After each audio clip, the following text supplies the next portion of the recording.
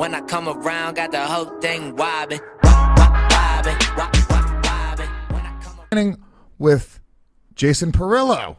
Just wanted to get your thoughts, Mike. Also, I met Rockhold at 221 in Perth, and when they did the open workouts, Rockhold was the only fighter that had time to take pictures / sign autographs for the fans. That made me change my opinion. Hold on. Calm yourself here. Calm yourself. I thought the question was going to go down with, also, I met Rockhold at UFC 221, and he was an absolute dickhead. Okay? If you want to sign into this podcast and get a question answered, don't lead it by saying that. At least tell a lie.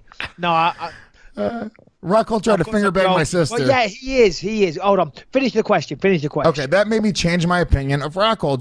I just wanted to know what you think.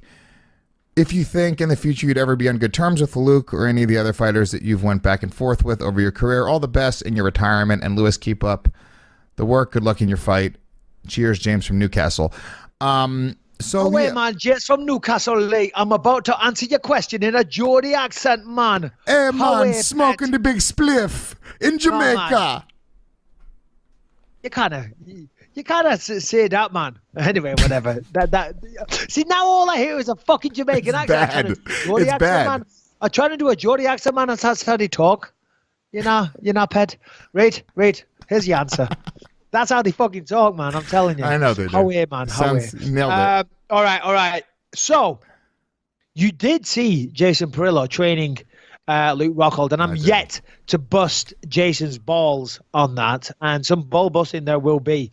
But I will say this. The rivalry, if you will, with myself and Luke Rockhold started years ago. I was training in Huntington Beach, and Jason Parillo was my boxing coach at that time. And I was sparring. I forget what the fight was, but I was sparring for somebody. And Parillo called and said, Luke Rockhold's coming into town. Do you want me to bring him up to train with? And at the time, he was the Strikeforce champion. I said, yeah, of course. You're always trying to get the best sparring partners you can. And the point of me telling this story is because, obviously, they already had an established relationship.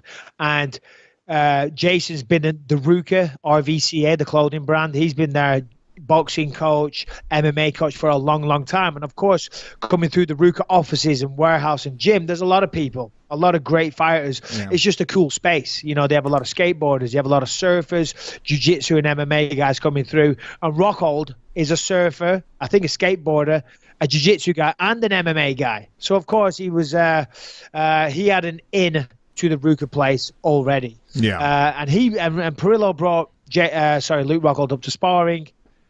It wasn't a good day for Luke Rockhold, let's just put it like that. And then I was on some TV show, MMA Tonight or something like that, and they asked about it. They saw something online that I was sparring with Rockhold, and they said, we've got to ask you, Strikeforce champion Luke Rockhold came down to spar with you. How did that go? And you shouldn't talk about sparring. You shouldn't. I get that. So I just said a cheeky little joke in true Michael Bisping fashion.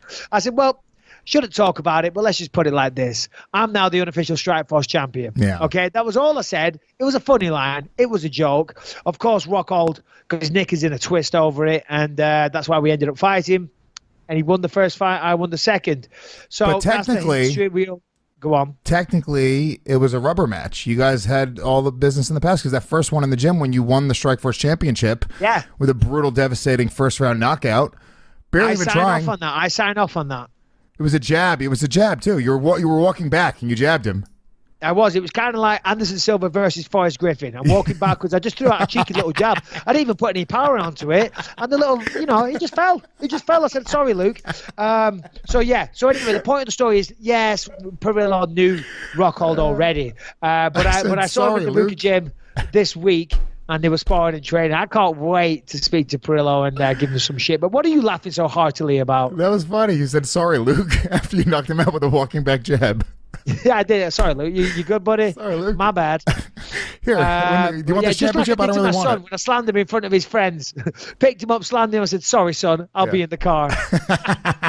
Just like you're the unofficial #1 wrestler in the state of California right now. My son right now is at a wrestling camp in Oregon called J-Rob, like a hardcore camp. And the poor guy, Callum, he had a wrestling tournament a few weeks ago. He had to wrestle at heavyweight. And when he got taken down, he posted with his hand much like Shogun versus Mark Coleman, if you ever saw that back in the day, where Shogun broke his arm. And Callum did that, and his arm's all kind of fucked up. But he's at a wrestling camp right now, and he can't. Well, he's injured. He's injured, but he had treatment every day, and he's gone off there because. Is he like drilling and stuff still? Say again. Is he like drilling and stuff still, or is he just kind of like? He's going to have to go there and do everything. So We've tough. given him a note from the doctor, because he's going to go there, and he's gone by himself. God bless him. You know, he's jumped on a plane all by himself, flown up to Oregon for this wrestling camp, and he's going to get there, and he's not going to know anybody. And if he says, "Oh, I've got a bad arm," they're going to be like, "Suck it up. What's up with you?" So we've given him a letter from the doctor, which sounds a bit pussified in itself. Yeah. But you know, we wanted to have some kind of backup, that the coach understands and realizes that he is injured, but it means so much to him that he wants to be there. Because even if he can't join in everything, he can still learn by watching. You know what I'm saying? And he can still do the cardio. He can still do the morning runs. He can still drill. Do you think they're going to be harder on him because of his name and who you are?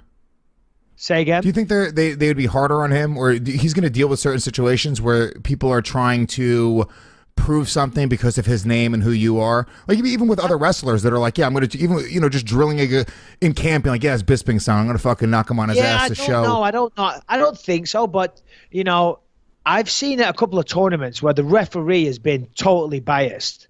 You know, totally biased, and made some calls that kind of affected the outcome of the match, and they gave points to the other guy, and they stood Callum up, and they called fouls and stuff like that were total bullshit. And I couldn't help but wonder at some occasions, you know, because if the guy's refereeing a wrestling match, he's probably watching UFC as well. Yeah. You know what I'm saying? Who and knows? I'm wondering, does he not like me, and he's taking it out on my son? So maybe he listens to the podcast.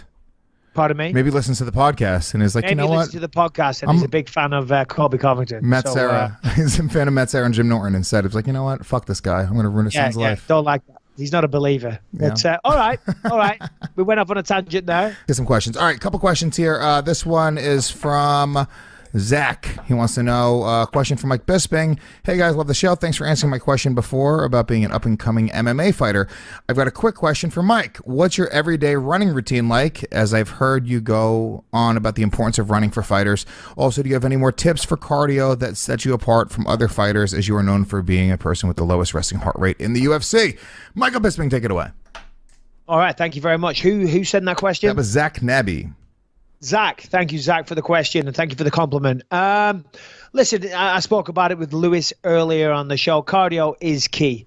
Cardio is key for a lot of things. Fighting is one of them, but also general well-being, health, life, losing fat, all that type of stuff. Cardio is key.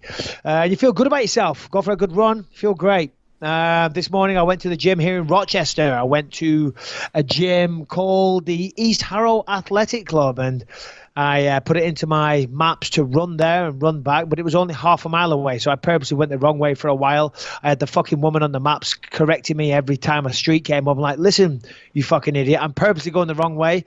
But I wanted to make it like 2 miles there and 2 miles back, so I did 4 miles in total with my lift in between. Running regimes, I mean,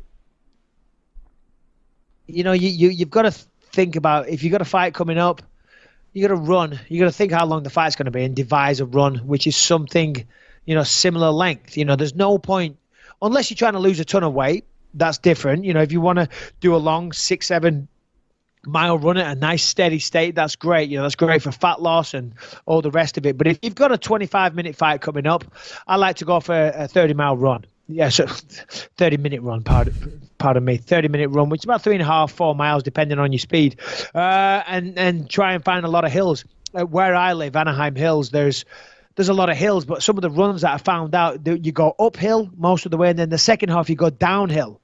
You know, it's such a pain in the ass. You know, obviously the first half was really hard, and the second half is really easy. You don't want that in a fight. So I had to find ways where I could find a little bit of a hill, up and down, up and down, up and down, up and down the whole time. On a flat level is great, but hills are very good for running, but you don't want one big hill and then you just go down the other side. You want to find lots of ups and downs throughout it. But cardio's key. I love it. I love to run. I feel good about myself. For me, running is my meditation time. I put my headphones on, I go on a run, and I think about a lot of stuff. You know, obviously, if I had a fight, I would think about my opponent, think about my training. But I think about life in general, you know, and some of these things. And then by the end of the run, I've kind of got some clarity on the situation. I kind of know what's going on. So as I say, for me, the running is it's therapeutic.